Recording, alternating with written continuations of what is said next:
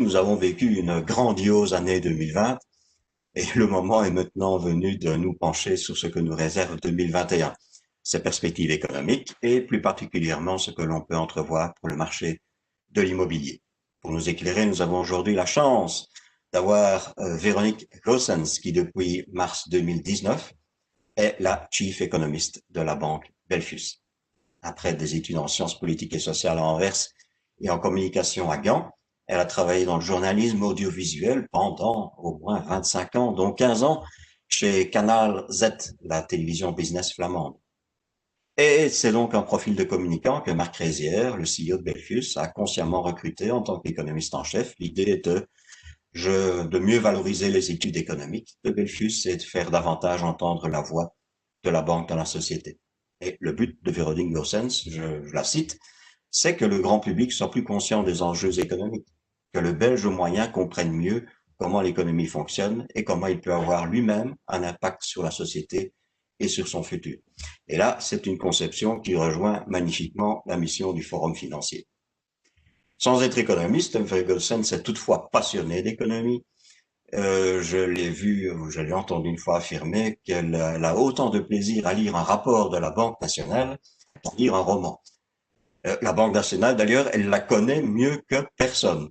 Probablement d'ailleurs mieux que moi, comme en témoigne le livre qu'elle a publié il y a 4 ans, De Geldmakers, et qui explore sans complaisance aucune les coulisses de la Banque nationale. Voilà, je vais lui céder la parole.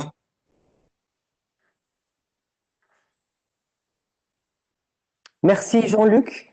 J'ouvre le slideshow comme ça et voilà, je suis le présenteur en ce moment. Bonjour mesdames et messieurs et soyez le bienvenu. Vous êtes nombreuses, j'ai appris. Alors merci beaucoup. On va parler du monde de l'après-Covid-19 et je vais vous donner nos perspectives économiques en 2021, mais aussi sur le marché immobilier en Belgique. Mais d'abord, les bonnes nouvelles, parce que lors des dernières semaines, on a eu beaucoup de bonnes nouvelles. Euh, Véronique, l'écran n'est pas encore partagé. Peut-être recommencer le partage.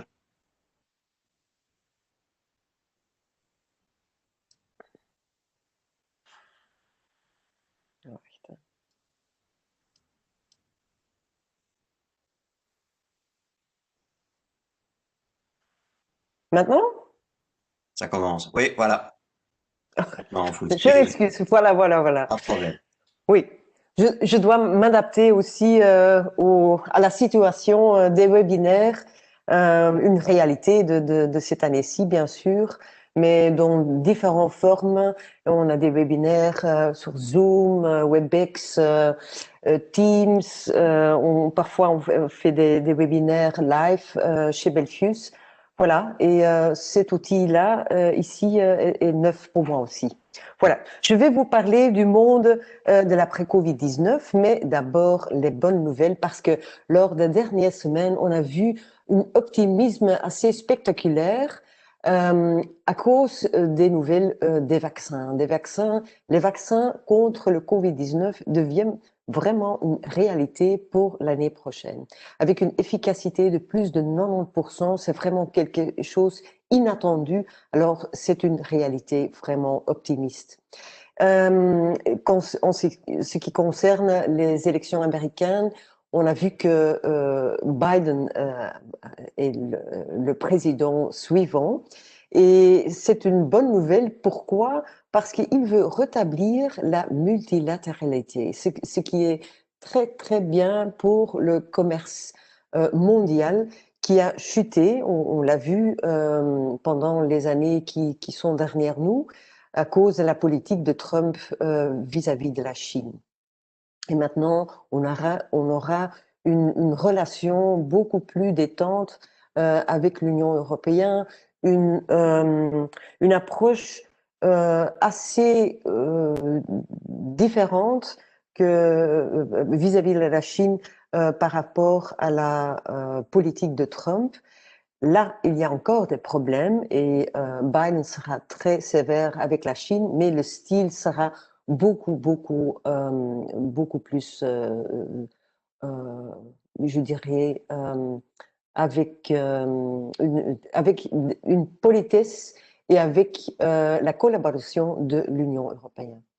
Et voilà, le Brexit, lors les dernières semaines, on a eu des messages optimistes, mais dans les derniers jours, la crainte a augmenté que les négociateurs n'arriveront pas à un accord du commerce et on va voir parce que dans leur cœur, j'en suis sûre qu'ils veulent vraiment un accord. Ça serait mieux pour l'Union européenne, mais ça sera encore beaucoup mieux pour Johnson, pour le Royaume-Uni, parce que l'effet d'un hard Brexit sera beaucoup plus pire que l'effet de Covid-19, a dit la banque de Bank of England il y a quelques jours. Alors, c'est quelque chose que M. Johnson, j'en suis sûre, porte dans son cœur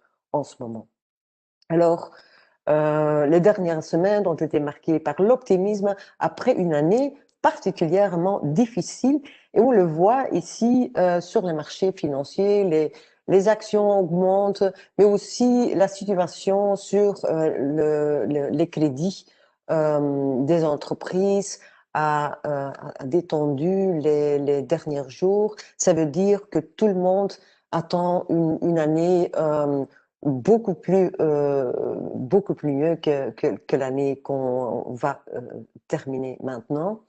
Mais on est dans une situation un peu paradoxale en ce moment, parce que on a ces deuxièmes confinements un peu partout, on a ces contaminations qui étaient très lourdes partout, on a peut-être, je dirais sûrement, le pire derrière nous, mais le deuxième confinement a provoqué une nouvelle contraction dans la zone euro, aux États-Unis également.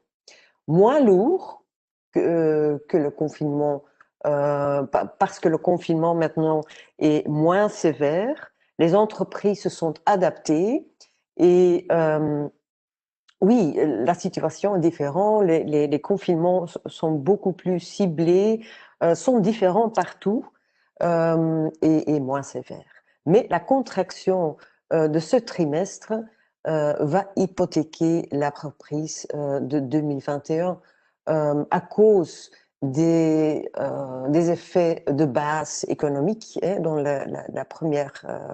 dans le premier trimestre de 2021, mais aussi parce que le tissu économique sera encore dommagé plus qu'avant.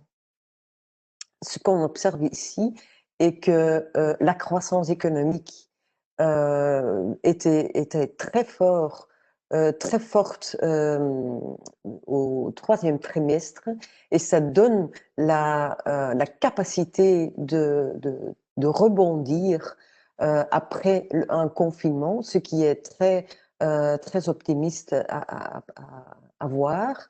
Alors, ça donne déjà l'espoir pour l'année prochaine.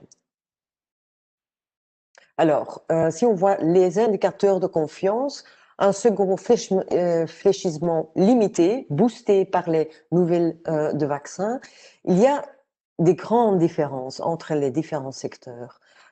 Si on voit à la gauche les indicateurs de confiance, ce sont des indicateurs précurseurs parce que ce ne sont pas les vrais chiffres, mais ça donne quelque chose pour l'avenir. C'est que la confiance manufacturière est vraiment bonne en ce moment, partout. Si on compare avec les années qui sont derrière nous, on voit que la confiance, surtout en eurozone, est beaucoup plus élevée qu'avant. Et on peut dire tout ce qui est en dessous de 50 points, vous le voyez ici, ça indique qu'on observe ou qu'on attend une chute de la croissance, et tout ce qui est en dessous de 50 montre qu'on est optimiste et qu'on attend une croissance économique. Et là, vous voyez que le secteur manufacturier est dans dans la bonne direction. En ce qui concerne les services, on observe bien sûr une situation drastiquement différente et surtout en Europe. Pourquoi? Oui, les services, ça concerne l'horeca, le tourisme, le commerce. Oui, ce sont tous les secteurs qui sont impactés par les lockdowns. Et là, on observe surtout en Europe une crainte que le pire n'est pas derrière nous. Si on voit ces mêmes indicateurs en Belgique, on voit que les indicateurs de confiance ont chuté au mois de novembre, sauf pour l'industrie manufacturière. Le même image là-bas. Pour le marché immobilier, là on voit à la gauche, en dessous, la construction. Là on a une crainte d'une chute de la construction. On va voir dans les années ou dans les mois qui viennent. Ici, vous voyez les vrais chiffres de tous les trimestres par rapport au trimestre de l'année derrière nous. Alors et là, vous voyez que la zone euro et les États-Unis sont encore loin d'une reprise économique complète et ça va durer encore quelques années, vous savez, pour s'en remettre. Et la chute était vraiment très très bas si vous comparez la situation avec la grande crise financière en 2008. On observe que la chute est comparable avec la situation après le guerre mondiale ou de la guerre mondiale au début, je dirais. Et ici, vous voyez que la Chine est le miracle économique. Sa capacité de rebondir est vraiment fantastique. C'est même un des seuls pays qui va avoir une croissance positive en 2020. Et c'est la Chine qui tirera la reprise de l'économie mondiale en 2021. Pourquoi? Pourquoi on aura beaucoup d'importations de la Chine. Et vous savez que l'Allemagne est un grand exportateur vers la Chine et même les exportations sont beaucoup plus grands que les importations de la Chine. Alors, ça veut dire grand chose pour l'eurozone et surtout pour la Belgique, vous savez, parce que l'industrie manufacturière produit beaucoup de choses pour les usines allemandes et pour les exportations vers la Chine, des machines, des voitures et toutes ces choses-là. Alors, ce sont des bonnes nouvelles aussi pour nous. Vous savez que la Chine est très oui, a connu une croissance enthousiaste après son confinement et les prévisions sont très optimistes pour l'année prochaine aussi. On est dans une période assez particulière. Pourquoi? On observe maintenant un nouveau paradigme. La politique budgétaire est la clé de la reprise. Est-ce que vous vous souvenez encore la période après la crise financière que tous les pays en Europe devaient épargner allez, on a fait des épargnes pendant presque 10 années. Et maintenant, c'est l'inverse. C'est l'inverse. Les banquiers centraux en Europe ont proposé à tous les gouvernements en Europe, Pierre, il faut avoir une politique fiscale très assouplie pour absorber le choc, parce que le choc était très, très grand lors du premier confinement. Maintenant, on a ce second confinement un peu moins sévère, mais quand même, les plans fiscaux sont prolongés, même élargis dans l'année prochaine aussi. Et c'est ça qui est très important pour les politiques monétaires, pour vraiment donner les circonstances dans lesquelles les gouvernements pourront élargir leur endettement. Voilà, une politique monétaire sans précédent pour une crise sans précédent. Ici, vous voyez la masse monétaire de tous les grands banquiers centraux du monde. Et là, vous voyez en gris foncé la masse monétaire de la BCE. Et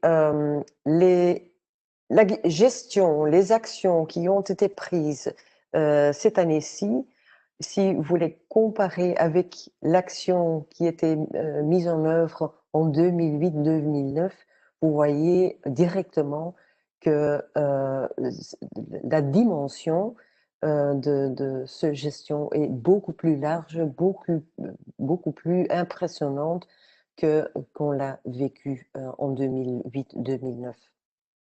Qu'est-ce qui est le but? Le but est de baisser les taux, bien sûr, les taux d'intérêt à long terme, même en territoire négatif, afin que les gouvernements des différents États en eurozone pourraient emprunter de l'argent dans le marché, parce que quand on quand on va dans le marché avec des nouveaux obligations, la masse d'obligations s'agrandit. À ce moment-là, le prix des obligations baisse, mais les taux d'intérêt augmentent à ce moment-là. Et à ce moment-là, ce serait beaucoup plus cher pour tous les États à emprunter sur le marché. Et c'est ça que la BCE veut éviter à tout prix. Voilà. Et vous le voyez, hein, c'est le résultat. La BCE a sensiblement réduit le coût financier de l'endettement. Ici, on voit les différentes obligations à 10 ans. Et on voit même que les spreads sur les obligations d'État italiennes, espagnoles et grecques ne montrent aucune tension sur le marché. Donc, pas de nouvelle crise souveraine comme en 2012. L'Union européenne, l'eurozone, je dirais, reste présent au minimum pour les années qui viennent. Et voilà l'effet que la BCE a fait en ce moment. Et hier, elle a même prolongé et élargi son programme urgent elle a son programme qui est spécialement dédié à la crise Covid-19. Elle a élargi le programme avec pas mal d'argent, encore 500 milliards de plus qui est mis en œuvre dans les mois qui viennent. Pourquoi? Parce que l'endettement des États en eurozone se renforce aussi. Et ça, c'est la raison pour laquelle la BCE a mis en œuvre ces mesures-là. Quand on observe l'inflation en eurozone, on voit une pression déflatoire persistante, ce qui est inquiétante. Et ce qui est inquiétant aussi, ce qui est inquiétant aussi est que les attentes et marchés restent faibles aussi. Ici, à votre droite, vous avez les attentes du marché financier. Et là, dans 5 ans, on voit les attentes pour l'inflation dans 5 ans, à partir de 5 ans. Et là, vous voyez que on n'arrivera jamais à l'objectif de la BCE d'avoir une inflation de presque 2%. Bien sûr, ce sont les attentes des marchés. Les marchés n'ont pas toujours, ils ont tort de temps en temps, mais de toute façon, c'est quelque chose qui pousse la BCE aussi parce qu'ils voient vraiment ces attentes dans le marché et ils adaptent leur gestion par rapport à ces attentes-là. Ce qui est aussi remarquable cette année-ci, c'est du jamais vu. Les taux monétaires resteront négatifs pour au minimum de 20 ans, selon les marchés financiers. Mais c'est vraiment du jamais vu. Ça veut dire, on dit maintenant, les taux monétaires resteront négatifs pour oui, for always, hein, pour toujours, quoi. Et ça, c'est quelque chose qu'on n'a jamais observé et ce qui est, oui, très, très particulier cette année-ci. OK. On arrive maintenant au marché de l'immobilier belge qui est vigoureusement influencé par les politiques monétaires et les politiques fiscales. Et c'est la raison pour laquelle j'ai vraiment stressé ces deux thèmes-là, parce qu'on observe une inflation assez, assez, allez, assez profondue dans le marché immobilier. Qu'est-ce que vous observez ici? Vous observez ici dans le graphique la croissance économique chaque trimestre en Belgique à partir de 2006. Vous voyez l'effet de 2008-2009. À ce moment-là, les prix de maison, c'est la ligne rouge, est entré dans le territoire négatif. Et qu'est-ce qu'on observe cette année-ci? On observe que les prix de l'immobilier augmentent encore, ce qui est assez bizarre. Alors, la différence avec 2009 est assez spectaculaire. Mais vous vous souvenez que j'ai parlé des plans fiscaux, de la politique budgétaire, de la politique monétaire aussi. Alors, c'est là où il y a la différence avec 2009, bien sûr.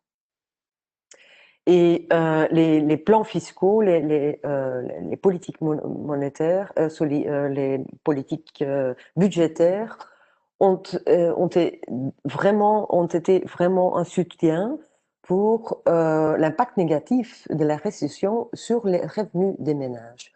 On a eu ce chômage technique, tout le soutien pour les indépendants, les entreprises et tout ça. Et je dois dire, il est trop tôt pour conclure que les prix des maisons sont immunisés contre la récession actuelle. Si on compare la situation avec les autres pays en Europe, on voit la même situation. Et en Belgique, on a observé au deuxième trimestre de 2020 le taux d'inflation annuel pour les prix des logements s'établit à 4,5% contre 3,5% lors du trimestre précédent. Au niveau de la zone euro, l'inflation des prix des maisons s'est accélérée de 5,2% en trimestre 1, le niveau le plus élevé depuis 2007. Durable? Je ne crois pas. Je ne crois pas, mais qu'est-ce qui va se passer?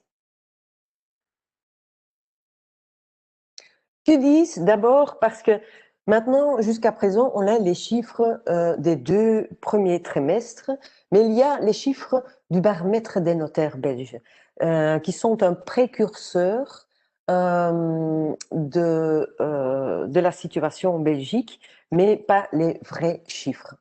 Et là, on observe quoi? On observe jusqu'à présent. Alors non, pas jusqu'à présent, mais jusqu'à la fin de septembre.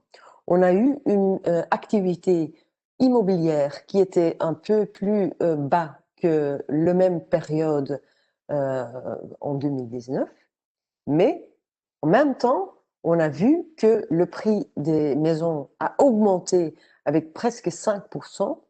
Et si on compare ça avec la période de 2015 jusqu'à 2020, on a eu une forte croissance des prix des maisons de plus de 20%.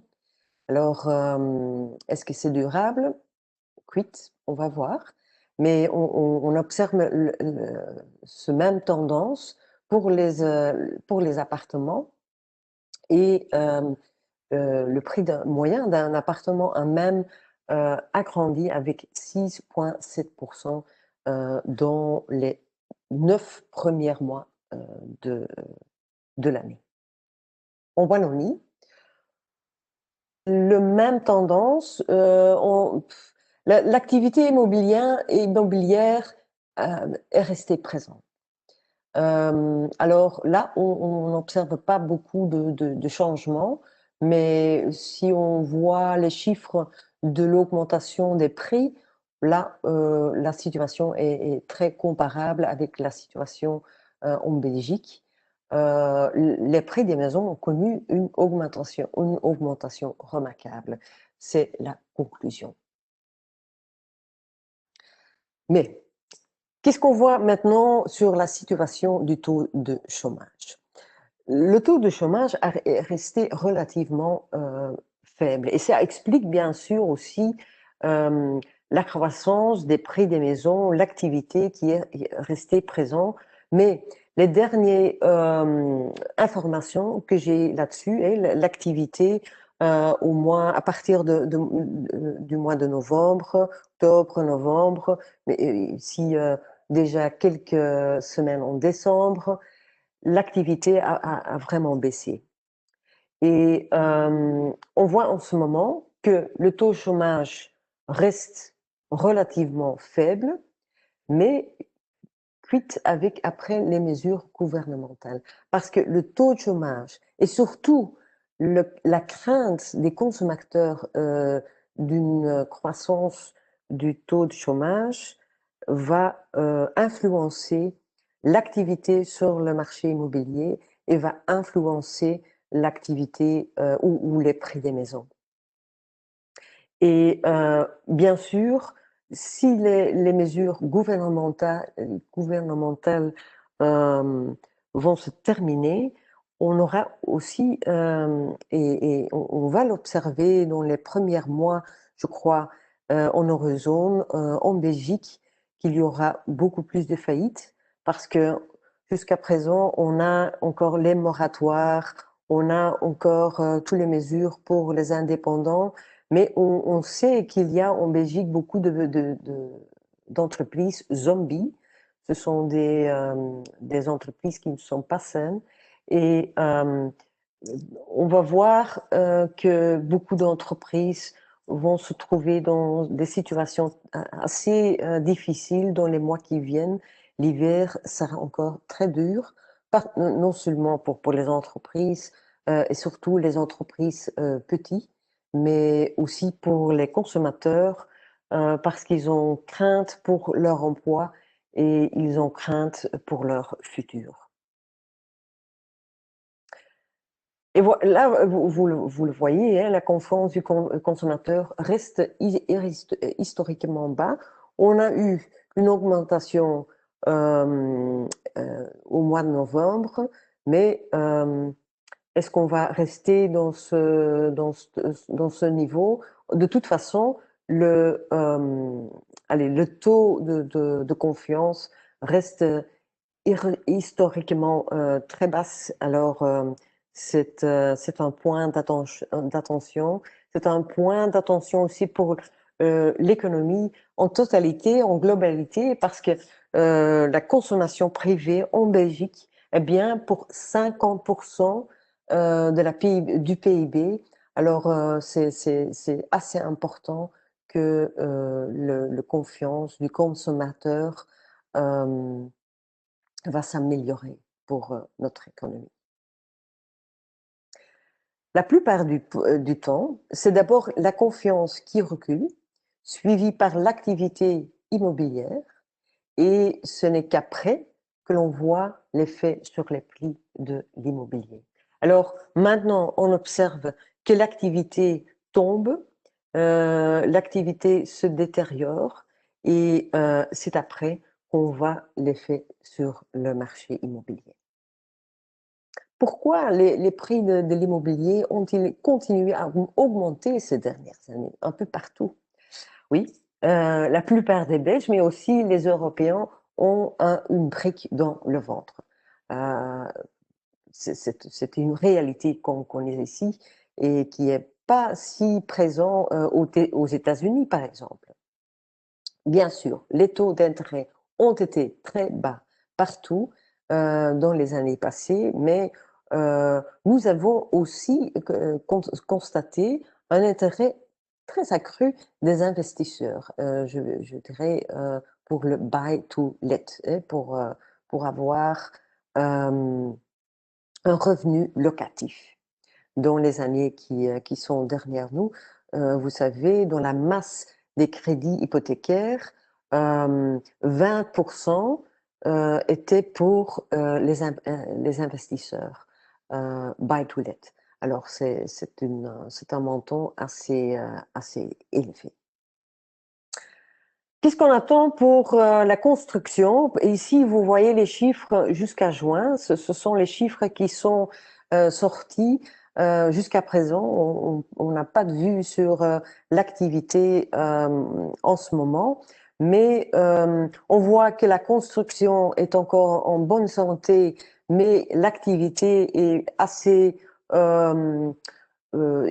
encore positive, et ce ne sont pas les vrais chiffres dans le marché, mais c'est sur base des enquêtes, des questions vis-à-vis des constructeurs. On voit qu'il y a pas mal d'activités, mais on voit clairement une baisse des permis de construire. Alors, pour les nouveaux constructions, on aura une stabilisation par rapport à les années qui sont derrière nous, et on observe qu'il y aura une construction qui reste présente, mais un peu plus faible.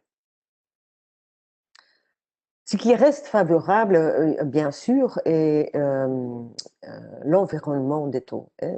On le voit ici, c'est la situation à partir de janvier 2009.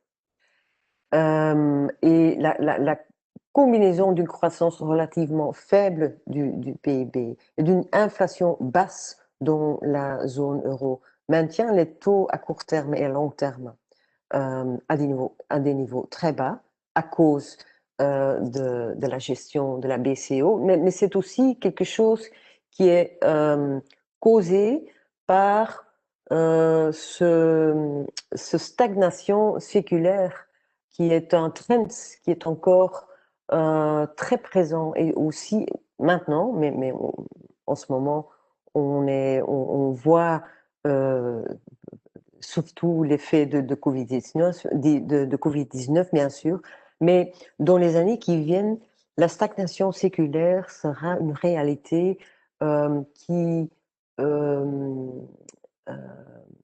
qui donne que les taux et l'inflation resteront très bas dans les années qui viennent. Alors, la gestion de la BCE ne peut pas changer le fusil de l'épaule, et c'est un trend qui est assez inquiétante. On entre dans une tendance japonaise, je dirais, une tendance japonaise avec un endettement assez élevé de l'État, mais aussi d'une masse monétaire extrêmement expansive.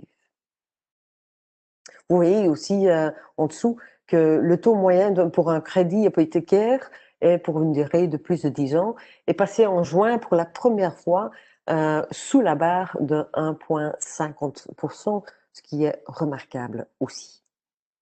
Voilà. Qu'est-ce que ça donne pour nos prévisions avec S sur le marché de l'immobilier en Belgique? Voilà, voilà la situation de 2019. On a vu une croissance assez remarquable de 4%, de plus de 4% en 2019. Ici, cette année-ci, au début, il y a quelques mois, qu'on a vraiment attendu une stabilisation, même une petite diminution du prix des logements en Belgique, mais on a adapté nos prévisions pour cette année-ci parce qu'on a observé encore une augmentation des prix dans le troisième trimestre. On l'a vu dans le baromètre des notaires. Et même si l'activité du marché immobilier est détériorée dans les mois qui sont derrière nous, on observe que les prix n'ont pas chuté fermement, parce que pour avoir une situation dans laquelle on a une petite chute des prix immobiliers en Belgique, après une forte croissance dans les 9 premiers mois de l'année, il faut vraiment une chute très, très grave dans la première partie de l'année, et ça, ce n'est pas très réaliste. C'est la raison pour laquelle on dit, voilà, on aura encore une augmentation des prix, mais l'année suivante, vous voyez un chiffre négatif.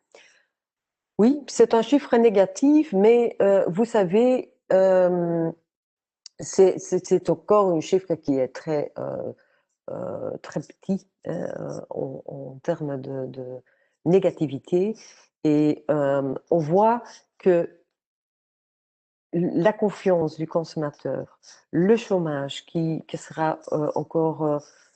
allez, il y aura une augmentation du chômage l'année prochaine, sans doute. Ça va détériorer la confiance du consommateur. On observera une diminution des revenus des ménages, sans doute. Et tous ces éléments-là vont être dommageables pour le marché immobilier, mais bien sûr, un chiffre de -1 n'est pas très, très grave. C'est peut-être bien parce que les prix se stabilisent. Cette fois-ci, cette année-ci, on aura sûrement une surévaluation des prix en Belgique. Alors, ce sera sain d'avoir cette stabilisation des prix et de ne pas avoir vraiment une chute très grave. Pourquoi pas?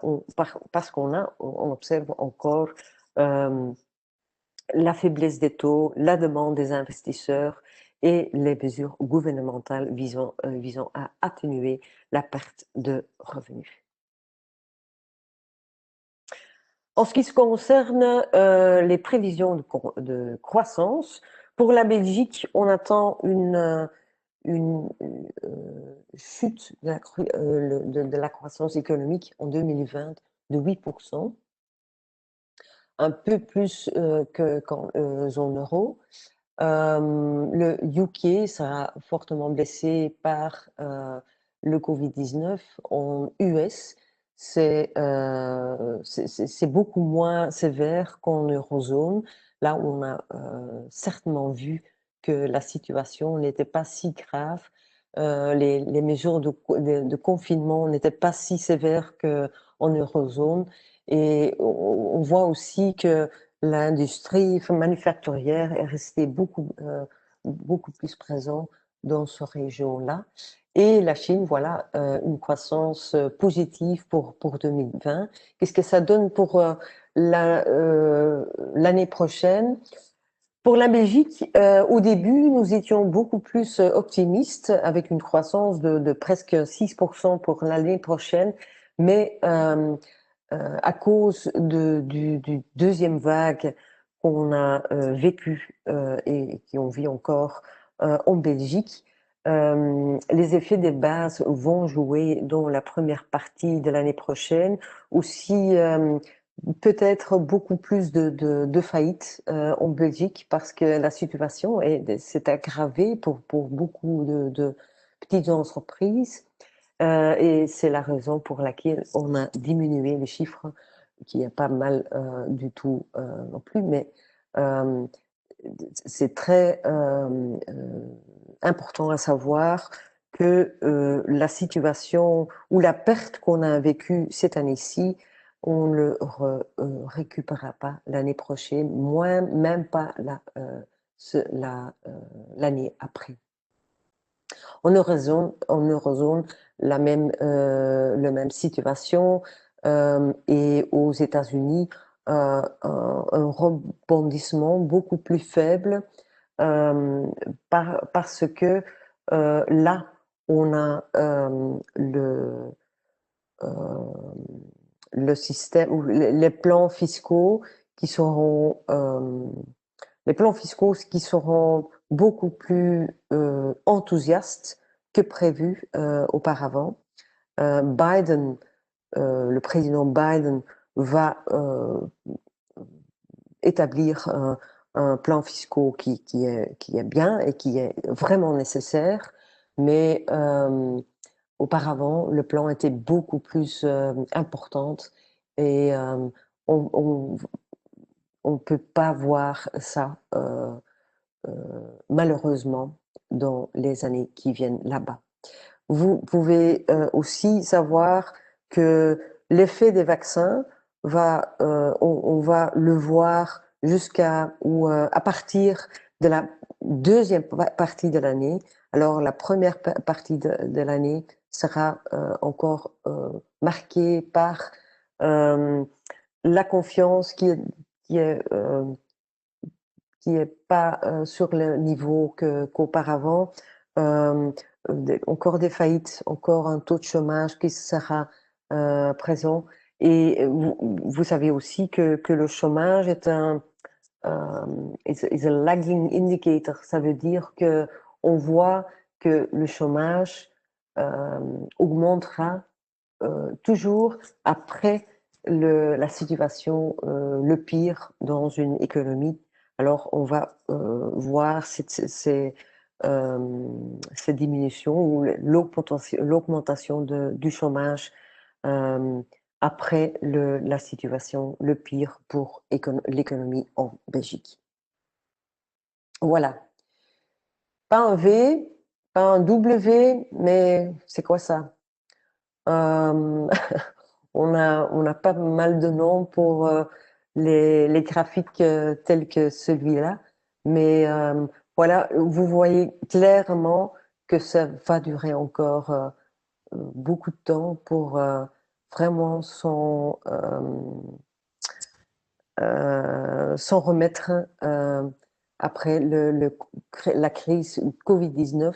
Mais en même temps, je suis vraiment un optimiste pour les années qui viennent et je suis sûre qu'on va apprendre beaucoup de choses et que la société changera dans une façon peut-être euh, assez optimiste et plus durable, plus digitalisé, plus productif. Et le momentum est là pour, pour en commencer. Voilà, je vous vois. Jean-Luc, j'ai terminé. Merci Un grand beaucoup. merci, le timing est absolument impeccable. Voilà, on va aborder les questions maintenant. Il y avait déjà une question qui avait été déposée à l'avance et qui concernait l'impact sur le viager. Est-ce qu'on constate déjà que maintenant il y a soit du côté des vendeurs, des personnes âgées, soit du côté des acheteurs, est-ce qu'il y a déjà vraiment des changements significatifs depuis les lockdowns? Non, je ne le vois pas. Et pourquoi pas?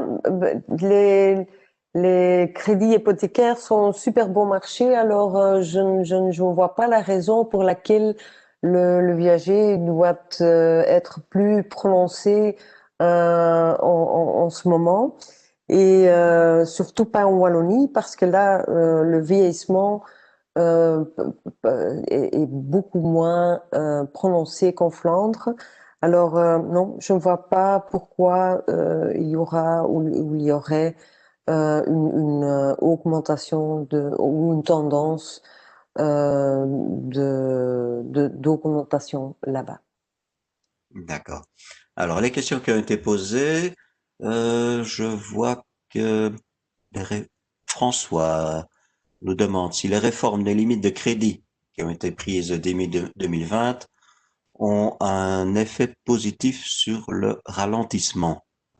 Et si oui, de combien?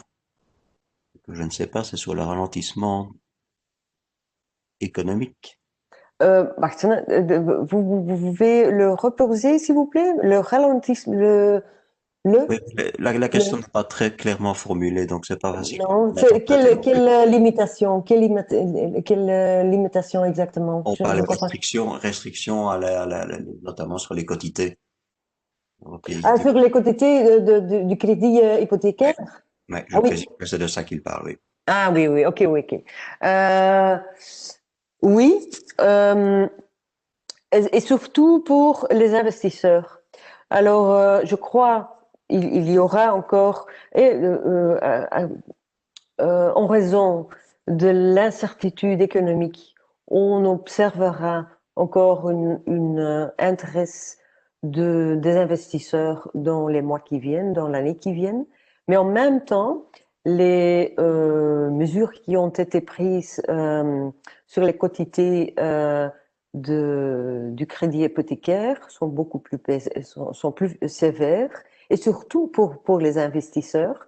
Et là, on pourra observer un ralentissement ou bien une...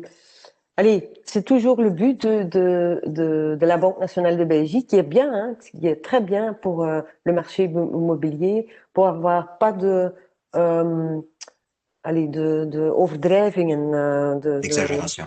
oui, oui.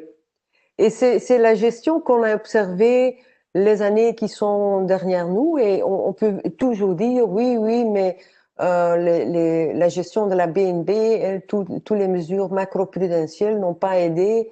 Oui, ils ont, les mesures ont aidé. Peut-être pas beaucoup, beaucoup, mais il y avait ce ballon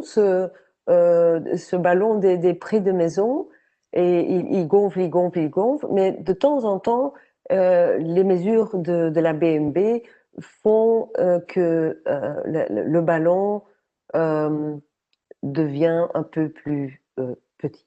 Voilà. Une autre question de la même personne, d'ailleurs, François, qui a relevé que le baromètre de notaire donne une augmentation de 4,7% pour le prix des maisons et 6,7% pour les appartements. Et il s'étonne que votre prédiction pour l'indice des prix de l'immobilier ne soit que de 2,8% pour cette année, en tout cas. Oui, mais il faut savoir que les chiffres des notaires ne comptent pas les transactions des investisseurs. Alors, ce n'est pas ce n'est pas un échantillon global. Alors, c'est une partie du marché. Alors, il faut tout mettre dans allez, les bonnes dimensions. Et il faut savoir aussi que on a des effets techniques, bien sûr, hein. Euh, si on parle d'un chiffre globalisé pour l'année totale, on prend toujours le Q on Q, comparé avec l'année passée. Alors là, c'est le chiffre vrai qu'on atteint à la fin de l'année. Alors c'est très euh, euh, allez, het is gevaarlijk, C'est dangereux. c'est dangereux de comparer ces deux chiffres-là. Jesus Manuel a donc bien compris que les taux négatifs allaient rester négatifs pendant une longue période et s'inquiète, est-ce que les banques ne vont pas un jour faire payer l'épargnant de cette situation? Mais ils le payent déjà, hein. Les épargnants le payent déjà.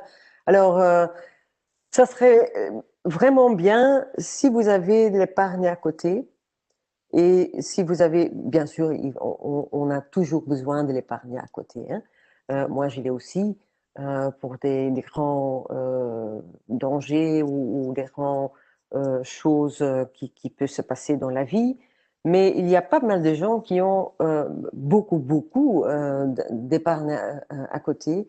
Et ça serait vraiment une bonne idée. Si vous avez euh, de l'argent que vous pouvez manquer pour les 10 années qui viennent ou les 10 années à l'avenir, c'est mieux de l'investir. C'est mieux de l'investir et ça dépend de votre profil de risque, bien sûr, votre appétit votre appétit de risque, mais de le laisser sur votre compte, je crois que ce n'est pas une bonne idée. En ce moment, on a encore un taux de, allez, un taux d'intérêt sur l'épargne de 0,11%. C'est obligatoire pour les banques. Vous savez que les banques ils perdent l'argent parce que à cause de cette obligation. Euh, et cette situation n'était plus euh, faisable pour tous les épargnes des grands clients, les États, mais aussi pour les grands clients professionnels. Alors, à partir, enfin, il y en a il y en a déjà des clients qui payent sur leur, leur liquidité, je dirais. Et allez, en sachant que la situation restera encore présente pour les années qui viennent, ça serait normal de demander de l'argent aux grandes entreprises euh, ou des grands clients, et je parle des clients allez, qui ont 1 million sur leur compte, par exemple, euh, de demander de l'argent parce qu'on perd de l'argent. Mais je ne crois pas qu'on va avoir une situation dans laquelle les banques vont être demandeurs de l'argent vers nos clients particuliers. Allez, je veux dire des gens comme vous et moi. Euh, ce ne sera pas.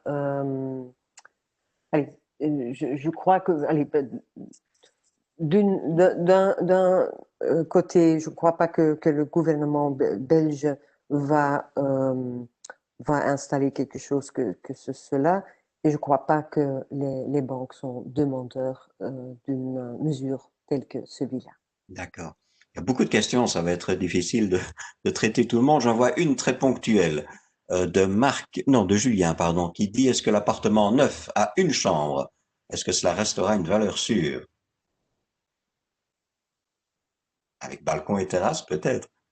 Oui, oui, vous avez raison, Jean-Luc. Les appartements qui ont une terrasse ou un petit jardin au rez-de-chaussée, ce seront les, les appartements favoris. C'est clair là. On a vraiment une demande à partir du Covid-19 vers des appartements avec un endroit en or. C'est normal. Parce que peut-être on n'est pas déjà à la fin d'une pandémie l'année prochaine non plus. Peut-être on aura, je suis pas négativiste, mais on, on peut observer, on pourra observer dans les années qui viennent d'autres pandémies. Et quoi à ce moment-là? Est-ce qu'on doit rester chez soi en tant que travailleur? oui, ce serait mieux d'avoir un appartement, une maison avec un petit jardin, une terrasse, ça sera favorisé. Un appartement avec une chambre, je crois que, allez, les appartements petits et on commence maintenant depuis quelques années à construire des appartements beaucoup plus petits, mais en même temps avec allez, avec plus de chambres, je veux dire. On a des familles moins grands et des familles divorcées. On a des gens âgés qui veulent rester dans leur maison et tout ça. Alors, les familles ont changé en Belgique, pas toutes les familles, mais pas toutes les familles, mais allez, les tendances sont claires. On a plus de familles unoparentales, on a plus de personnes âgées qui veulent rester dans leur appartement. On a une tendance vers des maisons avec une place dehors, terrasse, jardin. Voilà. Je ne crois pas que les appartements avec une chambre seront favorisés dans le marché immobilier. Une question de Patricia, collègue de la Banque nationale, qui s'intéresse au marché de l'immobilier de bureau. Et donc, on a vu la décision de Proximus hier, d'ailleurs, et qui se demande si la généralisation du télétravail ne va pas avoir un impact sur l'immobilier de bureau. Et si oui, est-ce qu'il y aurait d'ailleurs des répercussions sur le résidentiel? Il y aura sûrement un impact sur le marché euh, de bureaux, non, sur le marché de bureaux, Oui, oui, oui, oui, l'immobilier bureau. yeah, l'immobilier bureau. Ici, chez Belfius, allez, les plans existent hein, d'avoir beaucoup plus de télétravail à l'avenir.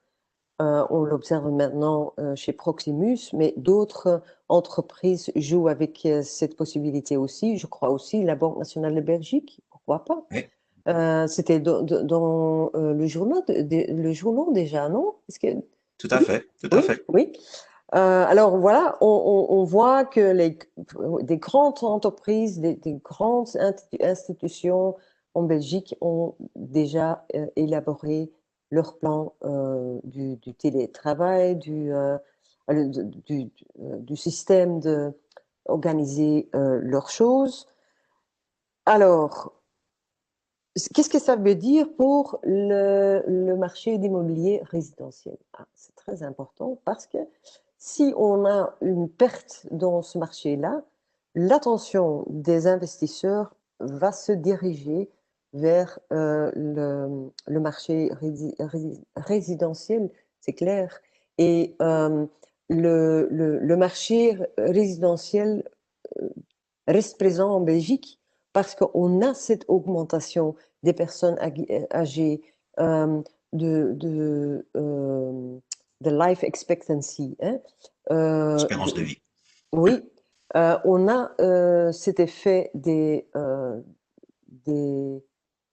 des familles eenoudergezinnen, Des monoparentales, les familles des, monoparentales. des monoparentales. Euh, alors, ça pousse le marché immobilier. J'en suis sûre que il y aura pour les années qui viennent euh, euh, un soutien qui restera présent. Alors, malheureusement, ça, il va y avoir beaucoup de frustrés aujourd'hui, parce qu'il y a vraiment beaucoup de questions. On va peut-être clôturer sur encore un secteur de l'immobilier dont on n'a pas parlé, c'est les locations commerciales. C'est Luc qui demande quel sera l'impact dans ce secteur-là. Évident qu'aussi, c'est un secteur qui souffre. C'est un secteur qui souffre. Et ça va durer. Je crois, je crains que notre comportement a fortement changé lors de la crise Covid-19. Il y a des personnes, et je me compte parmi eux, qui ont acheté des choses pour la première fois online. Et j'ai vu, euh, c'est intéressant, c'est une expérience qui n'est pas si mauvaise, c'est super pratique. Et là, pour beaucoup de choses, pas pour les vêtements, non. Mais pour les autres choses, une brosse à dents, une télévision, une machine vaisselle, oui. Euh, ouais, je vais l'acheter online. Pourquoi est-ce que je vais encore dans un magasin? Je perds du temps. Je ne peux pas comparer les prix. J'ai une bonne expérience avec la vente online. Alors, notre comportement a vraiment changé. Et bien sûr, l'effet sera là sur les magasins, sur l'immobilier retail. Et, mais il y a une autre part de marché, c'est l'immobilier logistique. Eux, ils vont profiter de la situation. Et j'espère que la politique en Belgique sera beaucoup plus favorable pour le e-commerce parce qu'en ce moment, on perd beaucoup de ventes à l'étranger. Si on va changer le système de travail et tout ça, et j'espère que les partenaires sociaux ont vraiment cette urgence dans leur tête en ce moment qu'ils trouveront un accord sur la réalité de e-commerce en Belgique parce que jusqu'à présent, ce n'est pas idéal pour le développer ici. Eh bien, un tout grand merci. On va clôturer là-dessus. C'était le dernier webinaire de l'année. Et franchement, là, je suis assez étonné d'avoir vu le nombre de participants. On a tout à fait explosé le record à pratiquement 440 participants. Donc, merci pour votre présence, pour votre intérêt. Nous allons faire une pause maintenant et nous recommencerons le 26 janvier avec un autre banquier privé, Bernard Keppen, qui est bien connu, et qui va parler d'un sujet. On va s'éloigner quand même, on va commencer à tourner la page des sujets forts liés à l'actualité Covid, etc., en parlant de la Chine. Alors, il y avait une des questions d'Éric en disant qu'est-ce qui explique la résilience de la Chine? Eh ben, on va vraiment approfondir notre connaissance, notre analyse de la société chinoise, de son système économique et de la raison. Qu'est-ce qu'il y a derrière? C'est vraiment ces incroyables performances. Voilà. En vous remerciant, et je remercie également mon acolyte, il a vraiment insisté pour faire partie de la séance aujourd'hui. Voilà, il est resté sage. Je souhaite de très belles, une très belle fête, fin d'année, des fêtes qui ne seront pas celles qu'on espérait de toute façon. On espère vous retrouver vraiment dans un 2021 qui sera sans doute une année de transition, mais quand même qui nous permettra de voir les choses d'un autre côté et peut-être de réenvisager peut-être vers le mois de mars, des conférences en présentiel. Je sais à quel point elles nous manquent. Voilà. Bon après-midi. Merci beaucoup et au revoir. Merci beaucoup, Léon-Luc. Merci beaucoup à tout le monde.